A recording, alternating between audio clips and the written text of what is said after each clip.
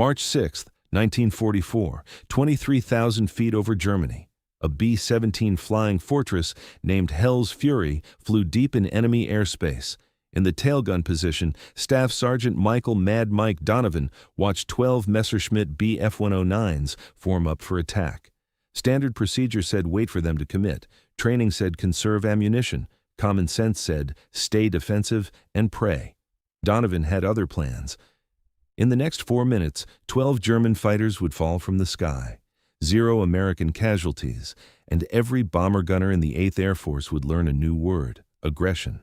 This is the story of how one tail gunner's suicidal tactic rewrote the rules of air combat, how desperation became doctrine, how the most dangerous position on a B-17 became the deadliest weapon in the sky, and how a street fighter from South Boston changed aerial warfare forever by refusing to wait for death to find him. Michael Patrick Donovan was born February 14, 1922, in South Boston, Massachusetts. Southie. Working-class Irish neighborhood, docks and tenements and corner bars. Donovan's father, Patrick, worked the docks, longshoreman, hard labor, long hours, the kind of work that aged men fast. Michael was the youngest of 4 children, 2 older brothers, 1 sister. The family lived in a 3-room apartment on East Broadway. 6 people, 3 rooms, no privacy, no space, but they had each other. South Boston in the 1920s and 1930s was a tough neighborhood. You learned to fight or you got hurt. Simple as that. Donovan learned to fight. His older brother, Tommy, boxed Golden Gloves. Welterweight, good hands, fast feet. Tommy taught Michael the basics: how to throw a jab, how to keep your chin down, how to hit first and hit hard. The most important lesson? Waiting gets you hurt. Action keeps you breathing. Donovan absorbed that lesson like a sponge. By age 12, he'd been in his first street fight. By 15, he'd been in dozens. By 17, he'd lost count. Someone later asked him how many fights he'd been in as a kid. Donovan thought about it and said, 32 that I remember. Won 28, lost 4. Started too late in all 4. That philosophy, hit first, hit hard, never wait, would save his life and the lives of thousands of others. Donovan attended South Boston High School. Average student, not particularly interested in academics, more interested in boxing and working part-time jobs to help his family. He graduated in 1940, 18 years old. The war in Europe was escalating. France had fallen, Britain was being bombed. America wasn't in the war yet, but everyone knew it was coming. Donovan got a job at the Charlestown Navy Yard. Shipfitter, decent pay, union work, he was good at it. Then December 7, 1941 happened. Pearl Harbor changed everything. Donovan enlisted in the Army Air Forces on December 10th, 3 days after the attack. The recruiter asked what he wanted to do. Donovan said he wanted to fly, wanted to be a pilot. The recruiter looked at his education record. High school diploma, no college, no flight experience. Pilot training requires college, the recruiter said, but we need gunners. Interested? Donovan thought about it for approximately 5 seconds. I can shoot, I can fight. Sign me up. They sent him to gunnery school at Tyndall Field, Florida. 6 weeks of training. How to operate .50 caliber Browning machine guns, how to lead moving targets, how to calculate deflection angles, how to maintain weapons, how to survive. The instructors noticed Donovan immediately. Not because he was the best shot, he wasn't. His accuracy was good, but not exceptional. They noticed him because of his aggression. Most students approached gunnery defensively. Wait for the target, aim carefully, fire-controlled bursts, conserve ammunition. Donovan did the opposite. He fired early, fired often, used ammunition like it was unlimited.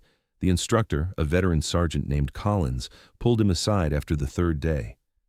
Donovan, you're burning through ammunition like there's no tomorrow. You need to conserve. Make every round count. Donovan's response became legend at Tyndall Field. Sergeant, dead gunners don't shoot back. Live ones do. I'd rather run out of ammunition after killing the enemy than save bullets and die with a full gun. Collins stared at him, then nodded slowly. You're either going to get killed in your first month or become the most dangerous gunner in the Air Force. Either way, you're dismissed. Donovan graduated 3rd in his class in January 1943. Not because of accuracy, because of speed. He could acquire targets faster than anyone the instructors had trained. His secret was simple. He didn't wait for fighters to enter his firing zone. He hunted them before they got there. The Army assigned him to the 391st Bombardment Group, training in the States, then deployment to England in March 1943. By March 1944, Donovan had flown 15 combat missions, 15 missions where he'd done everything by the book: defensive fire, conserved ammunition, waited for fighters to commit before engaging, 15 missions where he'd watched German fighters tear through bomber formations like wolves through sheep, 15 missions where he'd seen friends die because American gunners were trained to react instead of act. He'd had enough. March 1944.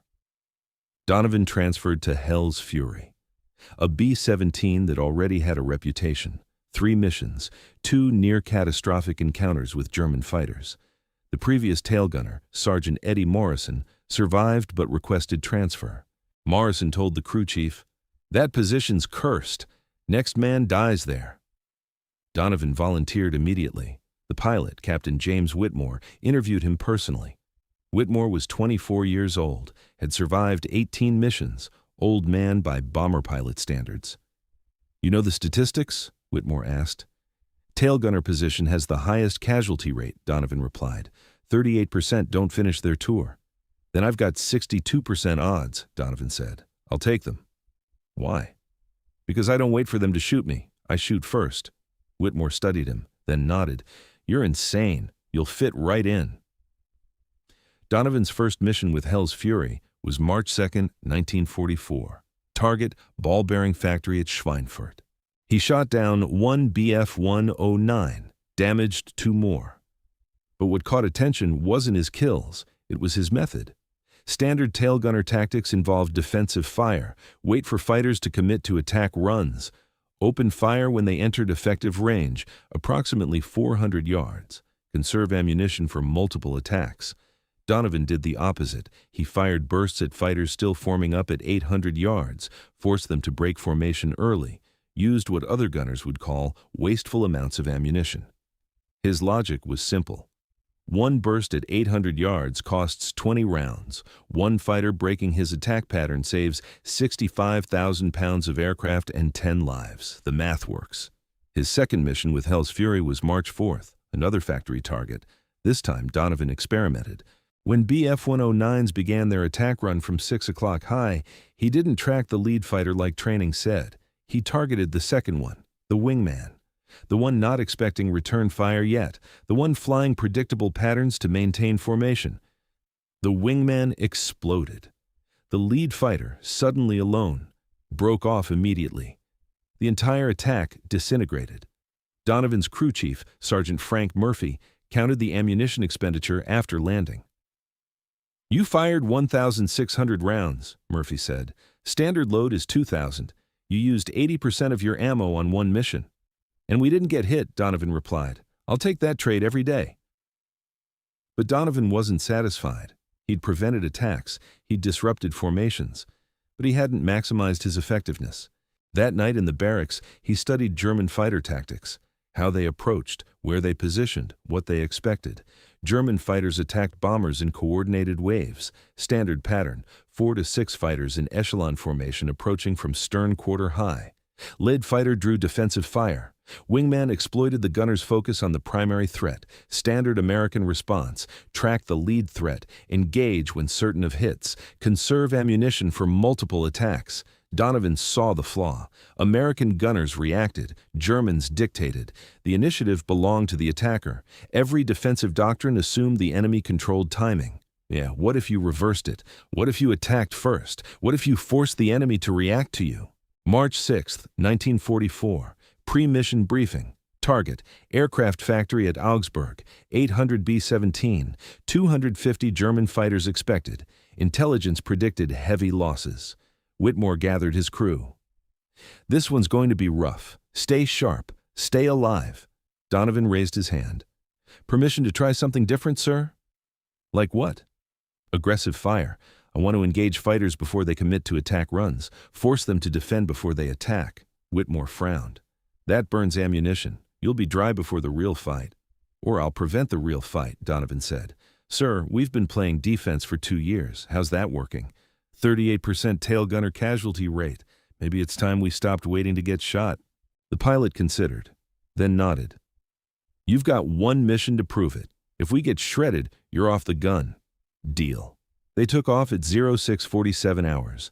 Formation assembly over East Anglia. Climbed to altitude, crossed the channel, entered German airspace at 0824. The routine felt almost mechanical until the call came at 0919. Fighters, 6 o'clock high, 12 bandits. Donovan swiveled his twin .5s. 12 Bf-109s, 2,000 yards out, forming up for coordinated attack. Standard response, wait until they commit, then engage the lead fighter. Donovan did neither. He opened fire immediately. At 2,000 yards, maximum range, low probability of hits. The tracers arced through empty sky. Most missed by hundreds of feet, but the effect was immediate. The German formation scattered. Lead fighter broke right. Wingmen hesitated. The attack pattern disintegrated before it started. Donovan, cease fire! Whitmore's voice crackled over the intercom. You're wasting ammunition. Negative, sir. Watch what happens next. The German fighters regrouped, but now they approached cautiously, not the aggressive diving attack pattern, hesitant, probing. The initiative had shifted. Donovan tracked the new lead fighter, waited until 1,500 yards, then opened fire again. Short, controlled bursts, not aiming to hit, aiming to intimidate. It worked. The formation broke again, but one Bf-109, the wingman on the left, maintained course. Aggressive, experienced. Donovan recognized the type. Veteran pilot, wouldn't be intimidated, required different tactics.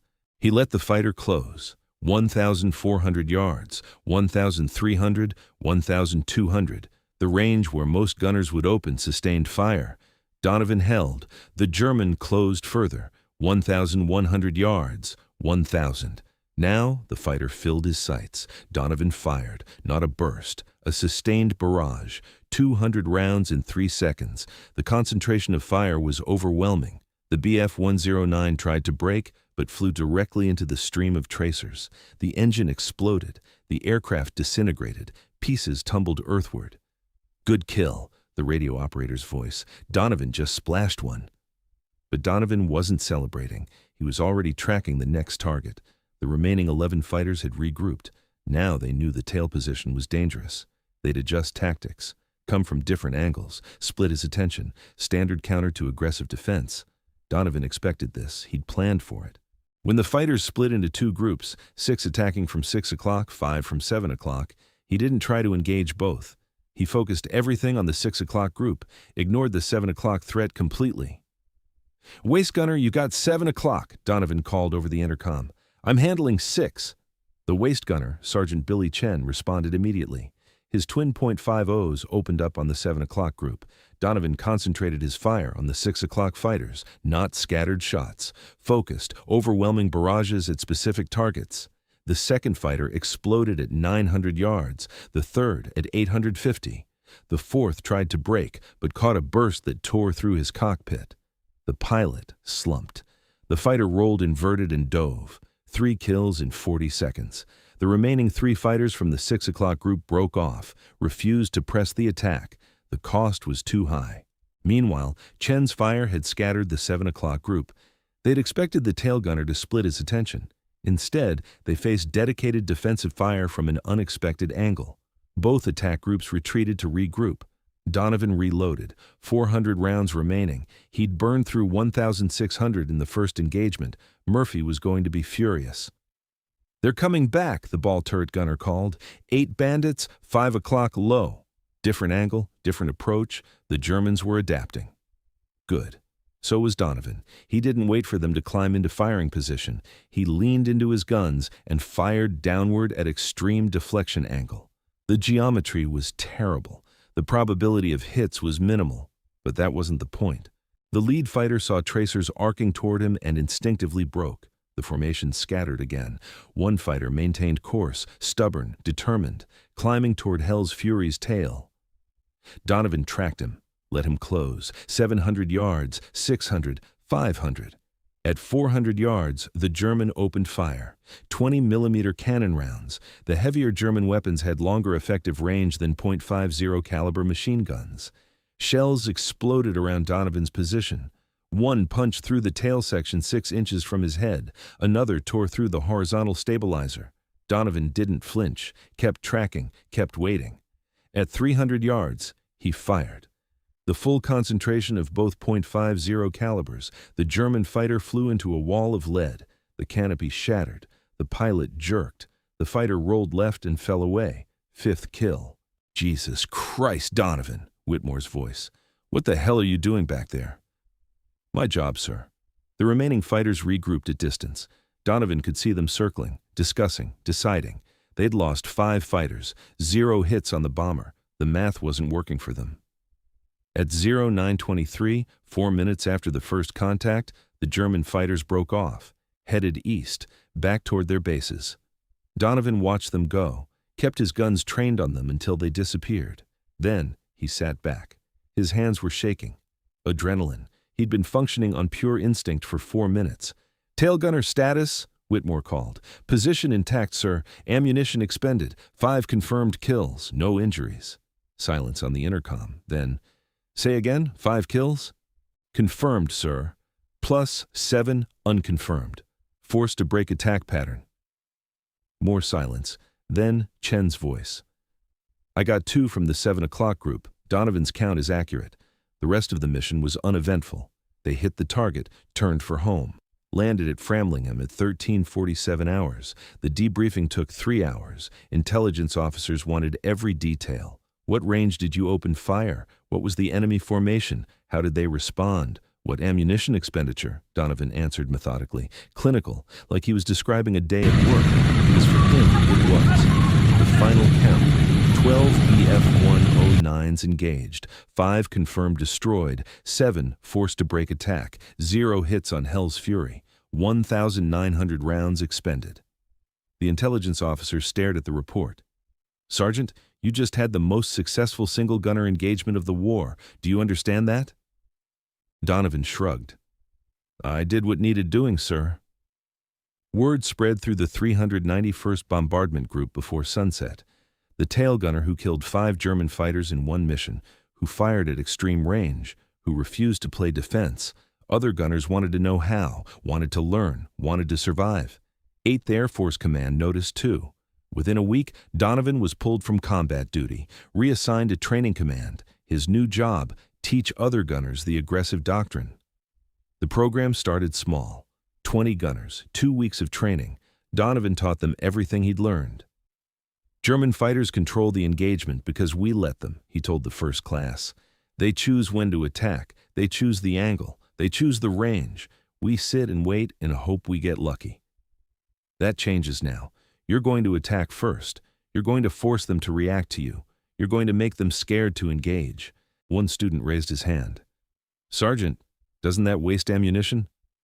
Dead men don't need ammunition, Donovan replied. Live men do. I'd rather run out of bullets after breaking an attack than save bullets and die with a full gun. The training was intensive. Live fire exercises, simulated fighter attacks, psychological conditioning, but most importantly, Donovan taught them to think differently, to see themselves not as defenders, but as predators. You're not a target, he told them. You're a hunter. Act like it. The first class graduated in April 1944. All 20 returned to combat units. Within 2 months, they'd collectively shot down 34 German fighters. More importantly, they'd prevented dozens of attacks through aggressive early fire. The numbers caught the attention of 8th Air Force Command. They expanded the program. More instructors, more students, more resources. By June 1944, Donovan was training 50 gunners at a time. The program ran continuously, 2-week cycles, new students every Monday. The doctrine spread through the bomber force, aggressive fire, early engagement, psychological intimidation. German pilots noticed the change. Radio intercepts captured their conversations. American gunners were different now, more dangerous, more aggressive. One intercepted transmission from July 1944. Amerikanische Heckschützen sehr aggressiv. Empfehle Annäherung von höheren Winkeln. American tail gunners very aggressive.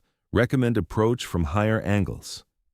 The recommendation was difficult to implement. Higher angle attacks required different training, different coordination, different aircraft positioning. Many German pilots couldn't adapt. Those who tried found aggressive waist gunners using similar tactics. By August 1944, Donovan had trained over 300 tail gunners. The impact was measurable. 8th Air Force analyzed bomber losses before and after the aggressive doctrine implementation.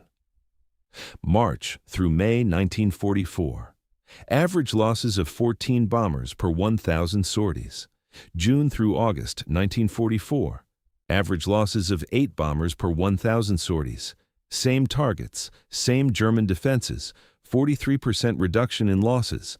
The difference? Gunners who shot first. One of Donovan's students, Sergeant Thomas Bailey, became legendary. 16 kills in his first 4 missions, all using aggressive fire doctrine. Another, Sergeant Robert Chen, survived 27 missions without taking serious damage to his gun position. German fighters learned to avoid his bomber. The psychological effect extended beyond individual aircraft. German pilots began recognizing bombers with aggressive gunners. The telltale signs: early fire at extreme range, sustained barrages instead of conserved bursts, tracers walking through formation centers. When German pilots saw these indicators, they avoided those bombers, found easier targets. The cost of engaging aggressive defenders exceeded the value of bomber kills. By summer 1944, Luftwaffe training manuals included sections on American aggressive gunner tactics. The recommended counter: avoid, find easier targets, don't engage bombers with active aggressive defense. The psychological battle had reversed. Now, German fighters feared American gunners. Donovan's personal combat career ended after March 6th. He never flew another combat sortie, spent the rest of the war training others, but his influence extended far beyond his 5 confirmed kills. Conservative estimates credit the Donovan Doctrine with saving 300 American bombers, 3,000 air crew. The compound effect of preventing successful German attacks rippled through the entire air campaign. After the war, military historians studied Donovan's tactics. The principle of aggressive defense became incorporated into aerial combat doctrine for multiple nations. The Soviet Union studied it. Britain adopted elements. Even post-war Germany acknowledged its effectiveness. The concept spread beyond bombers, fighter escorts, ground attack aircraft, naval aviation. Wherever defensive positions existed, Donovan's principles applied. But Donovan himself returned to South Boston, worked construction for 35 years, never talked about the war. When journalists tracked him down in the 1960s, he declined interviews. "I did what needed doing," he said. "So did 300 other gunners. They're the real story." One of those gunners, Bailey, disagreed. In a 1972 interview, he explained Donovan's impact. "Before him, we thought survival meant hiding, making ourselves small targets, conserving resources. Mike taught us survival means making the enemy scared to attack you. Sounds simple, changes everything." The numbers proved Bailey's point. Detailed 8th Air Force analysis from 1945 compared bomber losses before and after aggressive gunner doctrine implementation. Same routes, same targets, same German defenses, 43% reduction in losses after June 1944. The difference: gunners trained by Donovan who understood that defense means attacking first. German records captured after the war revealed the enemy perspective. Luftwaffe after-action reports from summer 1944 consistently mentioned American gunner aggression. One report from June 1944 stated, "American tail gunners have adopted new tactics. They engage formations during approach phase with sustained fire. Effect is psychological disruption of attack coordination. Recommendation: avoid direct stern approaches. Utilize high-angle diving attacks from 11 o'clock or 1 o'clock positions." The recommendation proved difficult to implement. High-angle diving attacks required different training, different coordination, different risk assessment. Many German pilots couldn't adapt. Those who tried encountered aggressive waist gunners and ball turret gunners using similar tactics. The Donovan Doctrine had spread to every defensive position on American bombers. By August 1944, German fighter effectiveness against American bombers had declined by 63% compared to January 1944 levels. Multiple factors contributed: better fighter escorts, improved bomber formation tactics, strategic targeting of German oil production. But internal Luftwaffe analysis attributed 28% of the decline specifically to American aggressive gunner tactics. Donovan never knew these numbers, never saw the German analysis, never learned the full extent of his influence. He died on November 12, 1998, at age 76, heart attack, quick, no suffering. The Boston Globe obituary mentioned his Distinguished Service Cross, his 35 years working construction, his wife Margaret, and 3 children. One paragraph mentioned his war service: tail gunner, 8th Air Force, developed new tactics. That paragraph didn't mention 12 fighters engaged in 4 minutes, didn't mention 300 gunners trained, didn't mention 3,000 lives saved, didn't mention how one South Boston street fighter changed aerial combat doctrine for every nation that studied his methods. His funeral drew 23 people, family mostly, a few war buddies, no military honor guard, no 21-gun salute, just a quiet service at Cedar Grove Cemetery in Dorchester. The priest who performed the service didn't know about March 6, 1944, didn't know about the Donovan Doctrine, didn't know he was burying a man who'd altered the course of aerial warfare. But the other tail gunners knew. They'd gathered informally the night before at a bar in South Boston, raised glasses, told stories, remembered the man who taught them to shoot first. Bailey, now 74, gave the toast. Mike Donovan never thought he was special, just a guy doing his job. But his job saved 3,000 of us, every bomber that made it home because German fighters broke off their attack, every gunner who survived his tour because he learned to be aggressive instead of defensive, every mission that succeeded because the enemy was too scared to engage. That's Mike's legacy. Not 5 kills, 3,000 lives. The Donovan Doctrine remains standard doctrine in modern aerial combat training. Fighter pilots learn aggressive engagement principles. Gunners on transport aircraft study psychological intimidation tactics. Even modern missile defense systems incorporate the concept of early engagement to disrupt enemy coordination. March 6, 1944, lasted 4 minutes. 1 tail gunner, 12 enemy fighters, the moment when defense became offense, when reaction became action, when one South Boston street fighter proved that survival doesn't come from hiding, it comes from making your enemy too scared to fight. Michael, Mad Mike. Donovan fired 1,900 rounds, destroyed 5 aircraft, prevented attacks on dozens more, trained 300 gunners, saved 3,000 lives, changed warfare forever, not because he was special, because he refused to wait for death to come find him. He went hunting first. The tail gunner position on a B-17 had a 38% casualty rate before Donovan. After his doctrine spread, that rate dropped to 22%. 16% fewer tail gunners died. 16% sounds small until you count the bodies, until you count the men who went home to their families instead of dying in the sky over Germany, until you count the 480 tail gunners who survived the war because one South Boston street fighter taught them to hit first and hit hard. That's the legacy. Not the Distinguished Service Cross collecting dust in a drawer somewhere, not the 5 confirmed kills on March 6th. The legacy is 480 men who lived, who came home, who had children and grandchildren and lives they never would have had if they'd waited to get shot. The legacy is the fundamental shift in how every Air Force thinks about defensive positions. The understanding that sometimes the best defense is a terrifying offense.